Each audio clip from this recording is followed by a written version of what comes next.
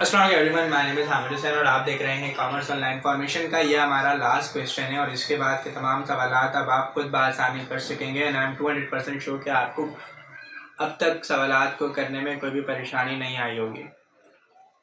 अच्छा जी, 2014 का ये हमारा क्वेश्चन है और इसको हम अभी सॉल्व करेंगे। क्वेश्चन में आपको कह रहा है कि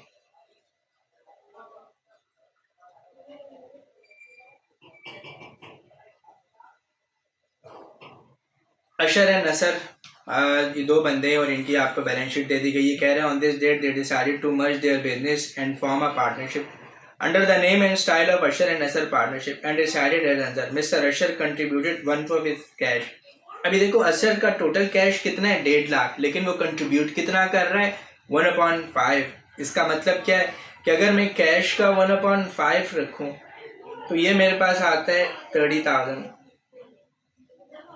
अच्छा जी, फिर बोल रहा है account receivable at realisable value of 68,000। इसका मतलब ये कि अब अकाउंट रिसीवेबल और ये बैड डेट्स इन दोनों वैल्यूज को हम नहीं लेंगे, अब हम ये वाली वैल्यू कैलकुलेट करेंगे।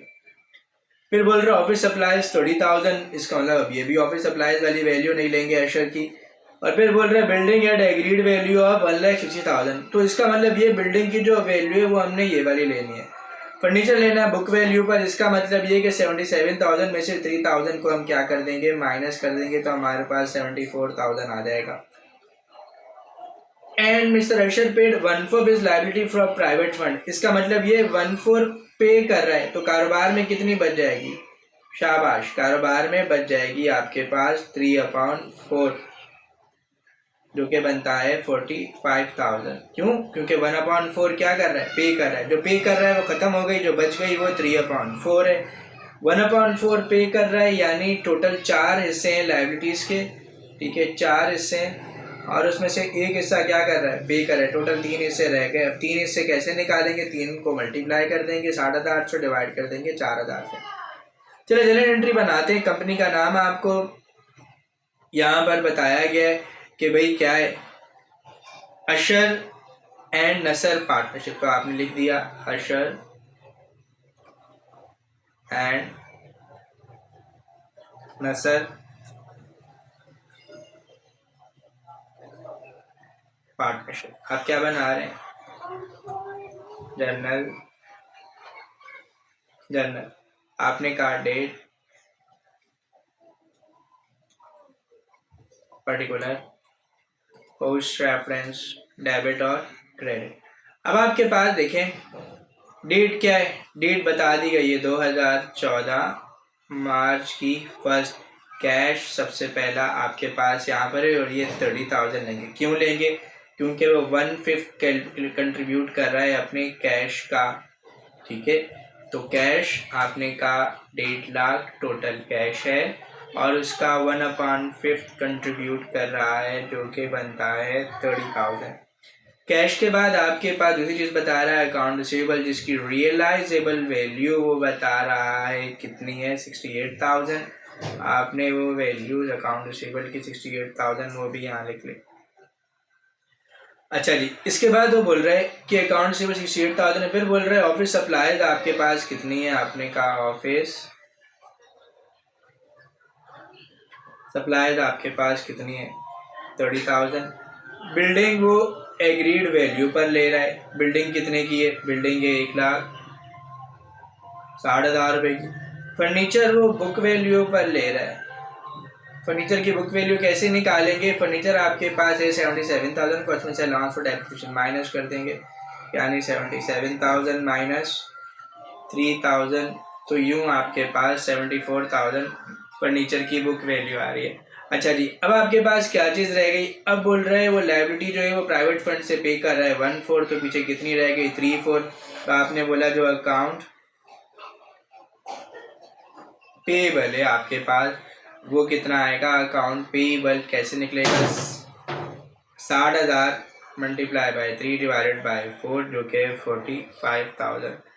अच्छा जी, अब पीछे क्या रह गया, सब चीज़ें आपने देख ली, तो आप यहाँ पर लिखेंगे अशर कैपिटल।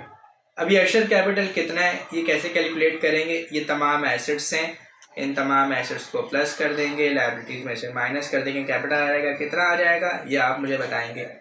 अच्छा, इसके बाद बोल रहे हैं mister Nasar sold all of his business except furniture and paid all of his liabilities.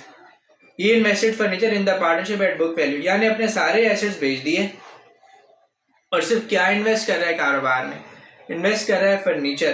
Furniture भी ले रहा है किसके ऊपर, बुक वैल्यू पर। तो बुक वैल्यू फर्नीचर की कितनी आ जाएगी, 35 माइनस 5 30,000। और वो अपना कैश कैलकुलेट करने जा रहा है और उसका कैश किसके बराबर होना चाहिए, अशर के बराबर। तो आपने सबसे बोला भाई हमें कैश मालूम करना है। अच्छा, कैश कैसे मालूम करेंगे अभी बताता हूँ। और क्या चीज़ मालूम करनी है, फर्नीचर बता दिया। फर्नीचर कितना है भाई, फर्नीचर बोला बुक वैल्यू पर लेंगे। मैंने कहा बुक वैल्यू कैसे निकालोगे भाई, 35,000 माइनस 5,000, तो ये आपके पास 30,000 रुपये क्या आ जाएगी, बुक वैल्यू आ जाएगी, जो कि आपने ले लिया। अच्छा, लायबिलिटीज़ भी क्या कर रहा है, पे कर रहा है, पेड इज लायबिलिटीज़, तो लायबिलिटीज़ है ही नहीं इसकी। अब आपके पास यहाँ पर दूसरा मिस्टर नसर का कैपिटल आ गया। नसर का कैपिटल, जो कैपिटल अशर का है वही कैपिटल यहाँ पर नसर का आएगा। तो जो भी कैपिटल नसर का है उसे आप यहाँ लिखेंगे और उसमें से ये 30,000 माइनस कर देंगे। तो यूँ आपको पता चल जाएगा ये कैश की वैल्यू कितनी है। ये मैं खुद जानबूझ के मिसिंग फिगर रख रहा हूँ ताकि आप क्या कर सकें, थोड़ा दिमाग लगाएं कि ये कैसे सवाल सॉल्व होगा। करना कुछ भी नहीं है, सबसे पहले ये जो आपके पास एसेट दिए हुए हैं इन एसेट्स को लायबिलिटीज़ में से माइनस कर देना है, तो आपके पास ये कैपिटल की अमाउंट आ जाएगी। वही अमाउंट आप यहाँ पर कैपिटल में लिखेंगे, फिर वही अमाउंट जो अभी कैपिटल की है उसको मूव करके आप यहाँ पर ले आएंगे और उसको 30,000 में से माइनस करेंगे, आपके पास कैश आ जाएगा। नरेशन आपने लिखनी है टू रिकॉर्ड इन्वेस्टमेंट ऑफ नसर। यहाँ भी आप नरेशन लिख दीजिएगा to record investment of Nasar.